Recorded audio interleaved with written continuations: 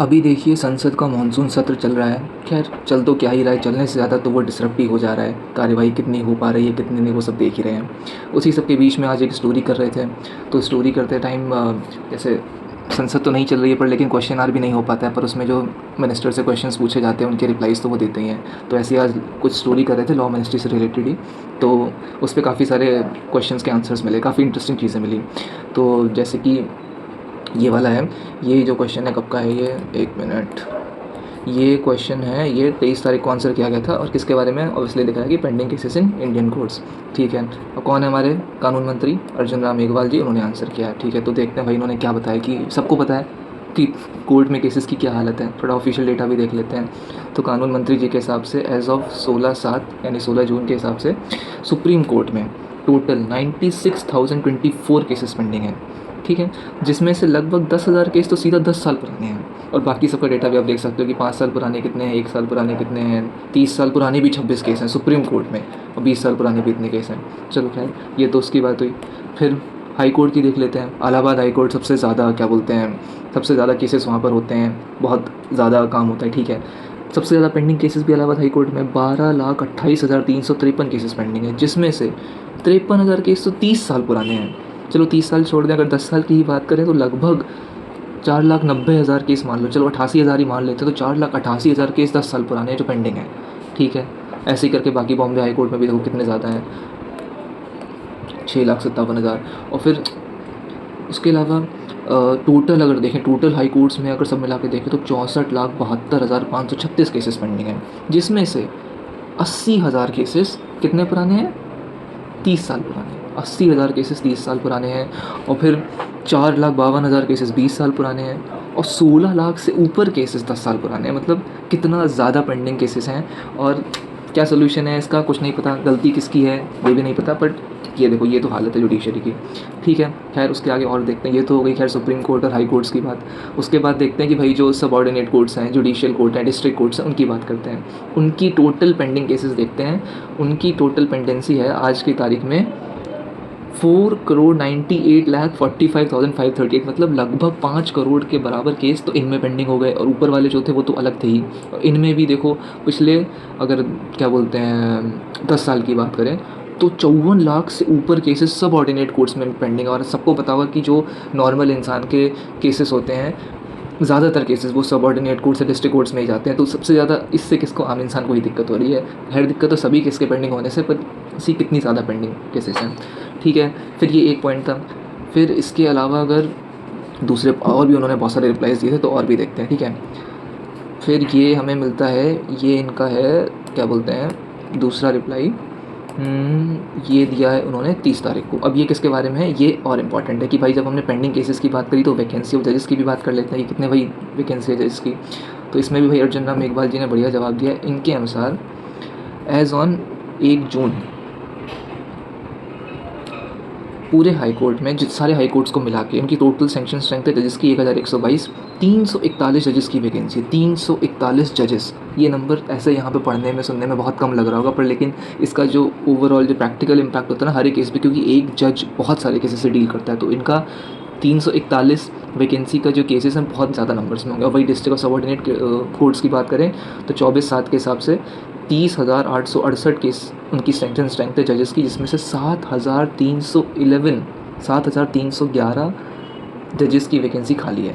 और खासकर ये डिस्ट्रिक्ट कोर्ट्स में तो कितना ज़्यादा इसकी वैकेंसी खाली है। ठीक है, ये हो गया। फिर उसके बाद इन्होंने खैर इसमें बताया भी नहीं है, इन्होंने बोला है कि एग्जीक्यूटिव और जुडिशरी दोनों मिला के करते हैं वैकेंसी फिल करने का काम, रिकमेंडेशंस में दे रखी, काफ़ी सारी चीज़ें लिख रखी हैं, बट लेकिन प्रॉब्लम वही है, ऐसा कोई सोल्यूशन इसमें दिया नहीं हुआ है। ठीक है, ये वाली बात भी ख़त्म करते हैं। अब देखते हैं तीसरा आंसर जो उन्होंने दिया है। अब जो ये तीसरा आंसर है ये दिया है उन्होंने कब, ये भी 23 तारीख का है। अब है, पहले हमने देखा कि भाई कितने सारे केसेस पेंडिंग थे, फिर देखा कि कितने जजेस की वैकेंसीज खाली थी। अब देखते हैं कि delay, why there is delay in appointment of जजेस। तो इस पर भी मंत्री महोदय ने बहुत कुछ बोला है कि भाई जुडिशरी का काम है, एग्जीक्यूटिव जुडिशरी मिलकर काम करते हैं, वही जो पहले बोला था।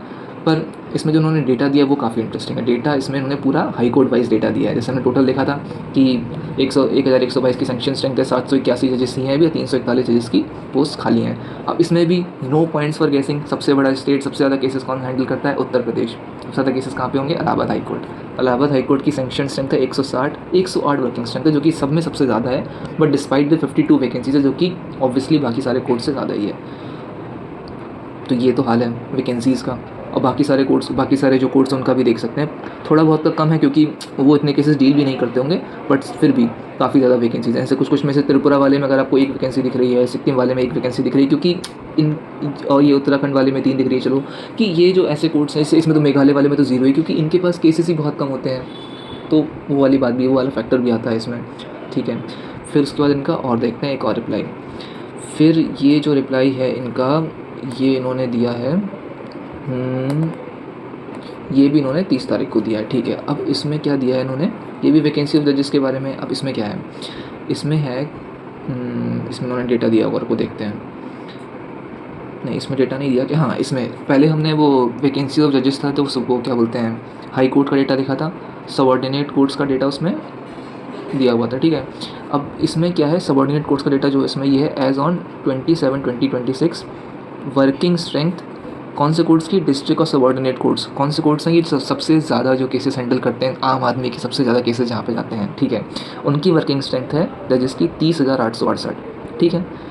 सॉरी, सेंक्शन स्ट्रेंथ है उनकी 30,868 और वर्किंग स्ट्रेंथ कितनी है, 23,558। इसका मतलब है कि लगभग जुडिशियल कोर्ट्स और जो मतलब डिस्ट्रिक्ट कोर्ट, सबऑर्डिनेट कोर्ट्स है, वहाँ पे लगभग 7,000 पेंडिंग वैकेंसीज़ हैं जुडिशियल ऑफिसर्स की। मतलब कि जो है वैकेंसी जो होनी चाहिए पर लेकिन फुल नहीं हो रखी हैं, खाली हैं, वो तो 7,000 वैकेंसी जो हमारे जुडिशियल और सबऑर्डिनेट कोर्ट्स में है।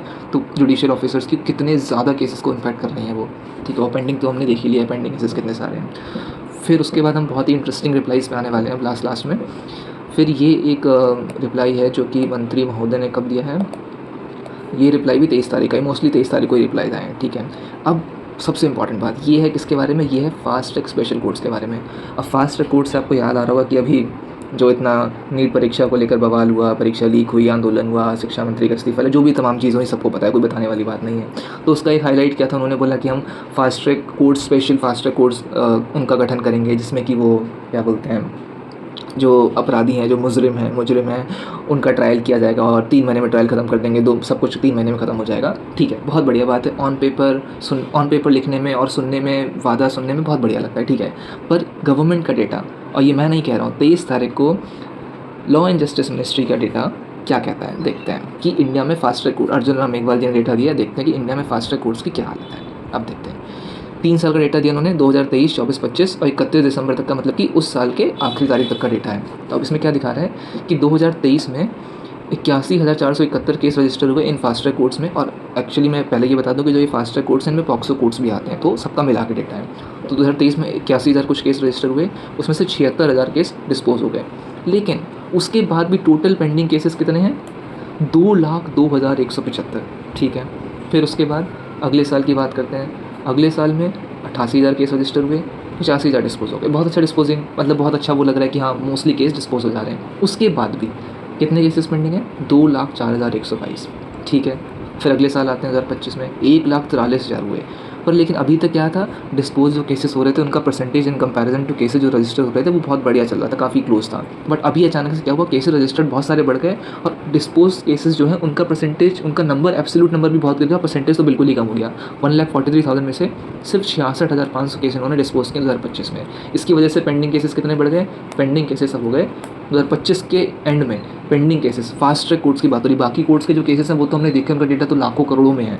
सिर्फ फास्ट ट्रैक कोर्ट्स जो सिर्फ इसीलिए एस्टैब्लिश किए गए हैं कि उनको जल्दी से जल्दी उनको केस का ट्रायल किया जाए और एंड किया जाए, केस को जजमेंट सुनाया जाए, उनमें भी 2,45,000 से ऊपर केसेस पेंडिंग है, मतलब लगभग 2.5 lakh cases fast track courts में पेंडिंग है। तो ये तो है खैर फास्ट ट्रैक कोर्ट्स की हालत। और देखते हैं आगे और क्या इन्होंने डेटा दिया है। खैर इसमें यही डेटा है। अब इसके अलावा देखते हैं, हाँ इन्होंने एक्चुअली इसमें एक और चीज़ लिखी थी कि जो फास्ट ट्रैक कोर्ट्स में जजेस और स्टाफ की नियुक्ति होती है उसमें स्टेट गवर्नमेंट, यूनियन टेरिटरी की जो गवर्नमेंट होता है और उनके स्टेट के जो पर्टिकुलर हाई कोर्ट्स होते हैं उनकी रिस्पॉन्सिबिलिटी होती है, उनका रोल होता है, इन्होंने क्लियरली लिखा है। तो अब इसमें जिम्मेदारी तो हमें तय करनी पड़ेगी। अब सेंटर, ठीक है, जिम्मेदारी है स्टेट गवर्नमेंट की, जिम्मेदारी है हाई कोर्ट की, तो कोई किसी की तो जवाबदेही तय होनी चाहिए ना कि कहाँ पे सेंटर और स्टेट को साथ में मिलकर काम करना चाहिए। इसमें हाई कोर्ट, सुप्रीम कोर्ट सबको मिलकर काम करना चाहिए कि जब तुमने फास्ट ट्रैक कोर्ट उसी स्पेशल पर्पज़ के लिए बनाए तो इतनी सारी पेंडिंग केसेस क्यों हैं इसमें। ठीक है, ये भी ख़त्म करते हैं। अब फास्ट ट्रैक कोर्ट्स का और भी इंटरेस्टिंग डेटा है। फिर इन्होंने एक और रिप्लाई दिया है।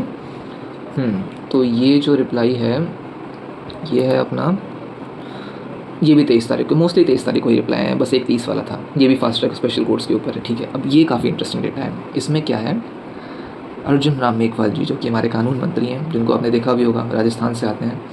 तो अब इसमें जो है इन्होंने काफ़ी डिटेल डेटा दिया है। इन्होंने अब इसमें स्टेट वाइज डेटा दिया है। स्टेट वाइज डेटा में ये है कि कितने मतलब कोर्ट्स फंक्शनल हैं स्टेट वाइज। पहले तो ओवरऑल देख लेते हैं, ओवरऑल जो फास्ट ट्रैक कोर्ट्स हैं, ठीक है, ओवरऑल जो फास्ट ट्रैक कोर्ट्स हैं इंडिया में 775 फास्ट ट्रैक कोर्ट्स हैं मिला के, जिसमें से कि 775 में से 398 सिर्फ पॉक्सो के लिए, एक्सक्लूसिवली फॉर पॉक्सो, जो कि यहाँ पे लिखा हुआ है। और ये टोटल मिला के है, तो टोटल कितने हुए, टोटल 775 फास्ट ट्रैक कोर्सेज में से कि 398 फास्ट वो पॉक्सो वाले हैं। स्टेट वाइज डेटा भी दिया हुआ है कि जैसे आंध्रा में कितने हैं, 16। आंध्रा में तो एक्चुअली काफ़ी इंटरेस्टिंग लग रहा है मुझे ये, क्योंकि आंध्रा में जितने पॉक्सो के कोर्ट हैं उतने ही टोटल कोर्ट है। मतलब इनमें पॉक्सो कोर्ट्स के अलावा कोई भी अलग से कोई फास्ट ट्रैक कोर्ट नहीं, किसी भी केस के लिए कोई भी कुछ हो किसी के लिए नहीं है। ऐसे ही असम में भी 17 सेम है, बिहार में अलग है, ठीक है, चंडीगढ़ में एक ही फास्ट ट्रैक कोर्ट है, वाह बहुत बढ़िया। गोवा में एक है, चलो छोटा स्टेट है, ठीक है। झारखंड में नहीं है क्योंकि इसका उन्होंने रीज़न दिया है कि झारखंड ने स्कीम से ऑप्ट आउट कर लिया है। उत्तर प्रदेश का देखते हैं क्योंकि उत्तर प्रदेश सबसे ज़्यादा नंबर होते हैं। 218 फास्ट ट्रैक कोर्ट में से 74 सिर्फ एक्सक्लूसिव पॉक्सो वालों के लिए, ठीक है, यहाँ तक तो ठीक है। अब इसमें आता है कि कितने केसेस स्टेट वाइज पेंडिंग है। हमने टोटल केसेस देखे थे पेंडिंग, कितना टोटल केस दिखा रहा है इसमें, टोटल केसेस जो पेंडिंग है 2,49,209 केसेस, मतलब लगभग 2.5 लाख केसेस भाई फास्ट ट्रैक कोर्ट्स में पेंडिंग है, जो कि हमने पहले भी देखा था। अब स्टेट वाइज देखते हैं तो नो पॉइंट्स पर कैसे सबसे ज़्यादा केसेस कहाँ पे पेंडिंग होंगे। मेरे हिसाब से तो उत्तर प्रदेश में ही होंगे, सबसे ज़्यादा वही डील करता है, और ऑब्वियसली उत्तर प्रदेश में ही है। उत्तर प्रदेश में सबसे ज़्यादा 96,549 केसेस सिर्फ और सिर्फ फास्ट ट्रैक कोर्ट्स में पेंडिंग है। ये कोई सुप्रीम कोर्ट का डेटा नहीं है, कोई हाई कोर्ट्स का डेटा नहीं है, कोई डिवीजन, कोई सबऑर्डिनेट कोर्ट्स का डेटा नहीं, वो सब डेटा अलग था, वो जब भी हमने देखा। सिर्फ और सिर्फ फास्ट ट्रैक कोर्ट, जिनका काम है कि फास्ट ट्रैक कोर्ट, नाम ही वही है कि भाई एकदम जल्दी से तुम्हें तुरंत तरीके से कम अवधि में जल्दी से कम समय में तुम्हें ट्रायल पूरा करना और सज़ा सुनानी है, जो भी है। 96,549 पेंडिंग केसेस हैं सिर्फ उत्तर प्रदेश में। उसके अलावा और ज़्यादा कहाँ पर हैं, 38,000 है महाराष्ट्र में, ठीक है, महाराष्ट्र भी बड़ा स्टेट है, वहाँ भी है, ठीक है। बॉम्बे हाई कोर्ट में, पहले बॉम्बे हाई कोर्ट को यहाँ से कोई कनेक्शन नहीं है पर फिर भी। फिर उसके बाद बिहार में 23,930 केसेस पेंडिंग है। खैर झारखंड में जीरो भाई इसीलिए दिखा रहा है क्योंकि झारखंड ने यहाँ पे लिखा हुआ है कि झारखंड ने decided to exit the scheme, तो इसलिए झारखंड का कोई डेटा नहीं है इनके पास। फिर और कोई स्टेट है जहाँ पे बहुत कम है, बहुत कम, तो जैसे कहाँ पे हैं, 51 नागालैंड में है, 83 मिज़ोरम में है, 30 मणिपुर में है। इन सब स्टेट्स में कितने ही केसेस होते होंगे, बहुत ही कम केसेस वैसे भी होते हैं, तो इतने पेंडिंग होना मतलब बहुत नॉर्मल सी बात लग रही है मुझे, कोई ज़्यादा नंबर नहीं है और ठीक है, नॉर्मल है।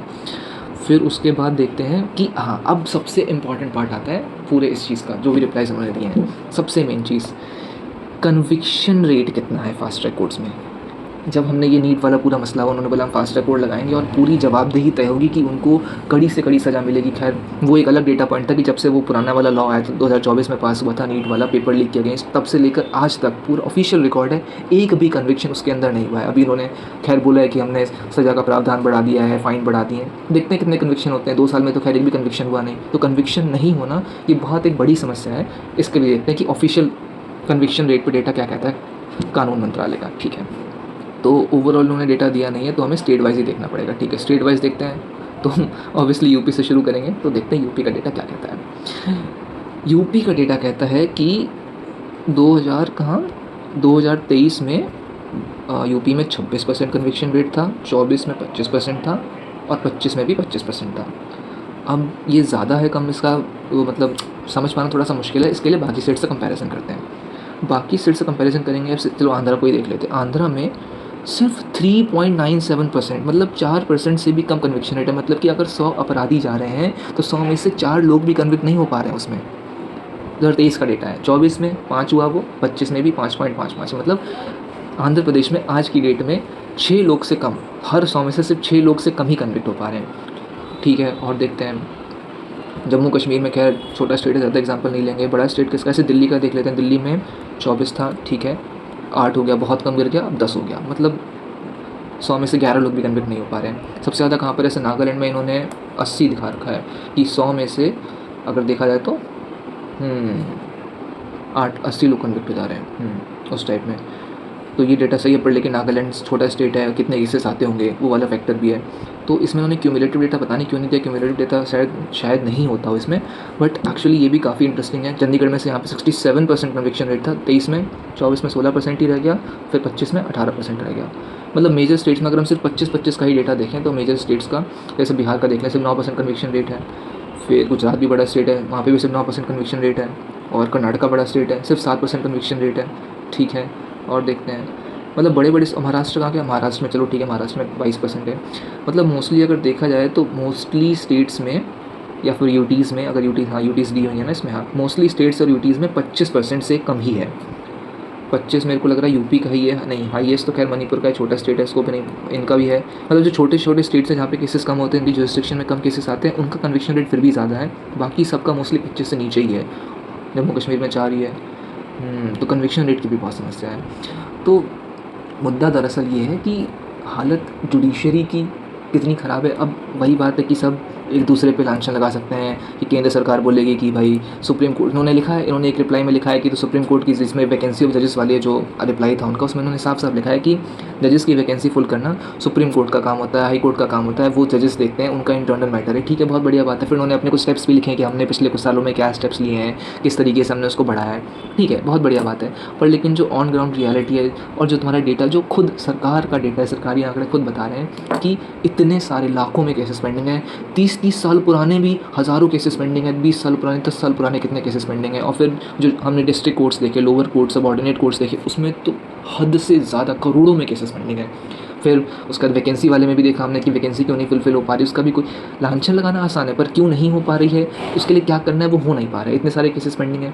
फिर सबसे मेन मुद्दा जो फास्ट ट्रैक कोर्ट का, तो उसमें तो देख ही लिया आपने कि फास्ट ट्रैक कोर्ट में कितने केसेस पेंडिंग हैं, उसके अलावा कितनी वैकेंसीज़ हैं और कितना कन्विक्शन रेट है। कन्विक्शन रेट भी बहुत कम है।